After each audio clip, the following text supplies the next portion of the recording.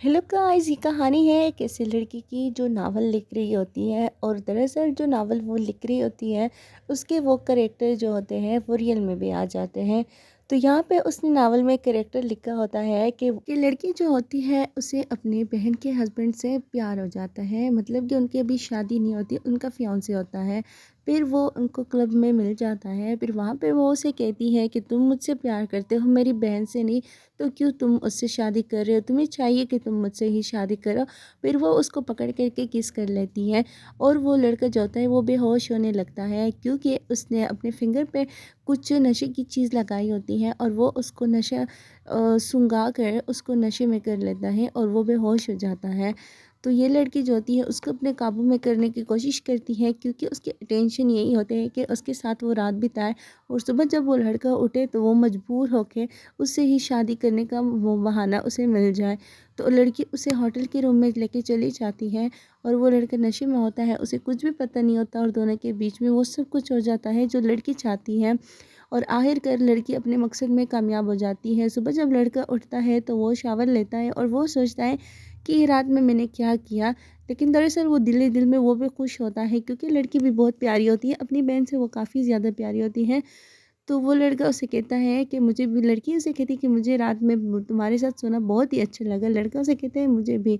दरअसल यही वो लड़की है जो नावल लिख रही होती है और वो अपने कैरेक्टर को प्ले कर रही होती है। तो यहाँ पे वो गाड़ी में जा रही होती है, फिर अचानक से सामने वो किसी लड़की को देख लेती है और वो सोचती है कि ये लड़की मुझे अपने कैरेक्टर की जो नावल में है उसकी तरह क्यों मुझे देखी। तो वो बहुत हैरान हो जाती है कि मैं जो नावल लिख रही हूँ वो रियल में कैसे आ रहा है। तो वो उस लड़की को हैरानगी से देखती है। वो लड़की बैठ जाती है, लैपटॉप पे कुछ काम कर रही होती है। तो दूसरी लड़की जो होती है वो अपने नावल को पढ़ के उसी की तरफ देखती है और कहती है कि मेरे नावल में तो ये कैरेक्टर ऐसा था, ये कैरेक्टर ऐसा था, और ये लड़की मैंने उसी नावल के कैरेक्टर में से कैसे मेरे नावल के कैरेक्टर जो है वो रियल में आ गए हैं। तो वो ये देख यही पढ़ रही होती है और बहुत ही हैरान थी। अचानक उनका एक्सीडेंट हो जाता है और उन्हें काफ़ी ज़्यादा चोट लग जाती है। फिर उन्हें हॉस्पिटल लेके चले जाते हैं और हॉस्पिटल में उनके सर पे काफ़ी बड़ी इंजरी हुई होती है, जो डॉक्टर से कहते हैं कि इसका बचना मुश्किल है। तो बाद में उनको बच जाती है। जैसे ही वो उठती है उसे लगता है कि मैं बेहोश हुई थी और अभी मैं उठ गई हूँ, लेकिन उसकी लाइफ चेंज हुई होती है। उसने काफ़ी प्यारा ड्रेसअप किया होता है, उसके सामने वो लड़का आ जाता है जो उसके नावल में होता है। दरअसल वो जो नावल लिख रही होती है उसकी जो कैरेक्टर होते हैं वो खुद ही उसने अपने बारे में ही लिखा होता है। तो वो सोचती है कि दरअसल मैं अपने नावल के अंदर ही घुस गई हूँ, लेकिन ना वो उनके साथ जो चीज़ें हो रही थी वो बहुत ही परेशान होती है और वो उस लड़के से कहती है कि मैं यहाँ पे पुलिस को बुला लूँगी, तुम यहाँ पे मुझे क्यों लेके आ गए हो। लड़का उसे कहता है कि तुम कुछ भी ना बोलो। फिर उसको गोद में उठा लेता है। लड़की उसे कहती है कि तुम मुझे नीचे उतार। लड़का उसे कहता है कि नहीं, तुम्हें मैं नीचे नहीं उतार सकता, क्योंकि जो शूज़ तुमने पहने वो बहुत ही कीमती है और मेरी माँ के, और उसने मुझे कहा है कि ये ख़राब नहीं होने चाहिए। फिर वो उसको लॉन्ग में लेके आ जाता है।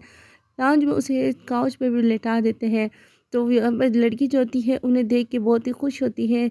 तो वो लड़की यहाँ से भागने की कोशिश करती है जो नावल के अंदर घुसी। वो सोचती है कि मैं नावल के अंदर घुसी हूँ, तो वो बाहर जाने की कोशिश करती है, लेकिन उनके लिए सिक्योरिटी दरवाजे लगाए होते हैं, जिसकी वजह से वो बाहर नहीं जाते। दरअसल ये आदमी जो है वो उसको कहते हैं कि मैं तुम्हारा बाप हूँ, तुम मेरी बेटी हो।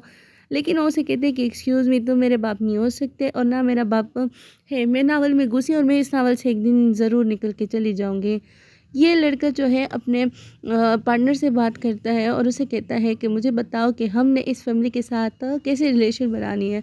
ये लड़का जो है इसकी बहन के साथ इसलिए रिलेशन वो रख रहा होता है शादी का, क्योंकि इसने उसके फादर के साथ बिज़नेस की प्लानिंग की होती है और वो सोचते हैं कि मैं अपने बिज़नेस को आगे बढ़ाऊँ।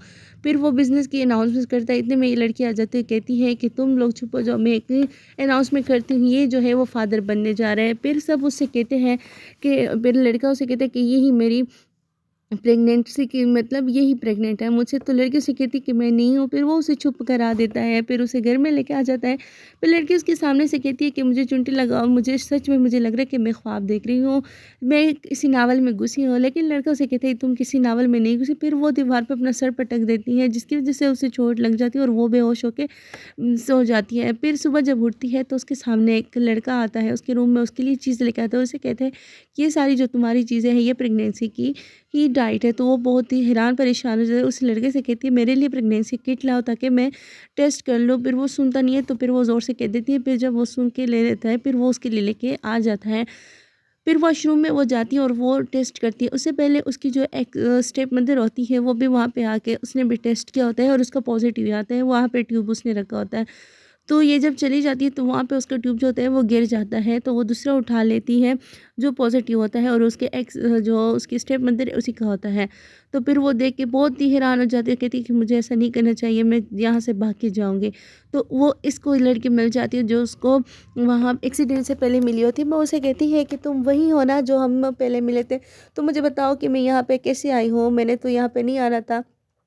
फिर उसको रिपोर्ट दिखाती कि देखो ये शायद मेरी वो रिपोर्ट है जो मैं एक्सीडेंट हुआ था। तो वो लड़की से कहती कि तुम्हारी प्रेगनेंसी की रिपोर्ट है, तुम शेमिंग फीलिंग नहीं कर रही हो कि तुम शादी से पहले प्रेग्नेंट हुई हो। तो उसे कहती है कि ऐसे में मतलब मेरा कोई कसूर नहीं है। फिर वो लड़का उसे कहता है अच्छा तुम फ़ख्र महसूस कर रही हो। फिर वो उसे कहता है अगर मैं प्रेग्नेंट तो मुझे फ्रेश हवा के लिए लेके चले जाओ। तो वो ले चले जाते, लेकिन यहाँ से उसने भागने का इरादा किया थे। अगली वीडियो जाने के लिए मेरे चैनल को सब्सक्राइब करें।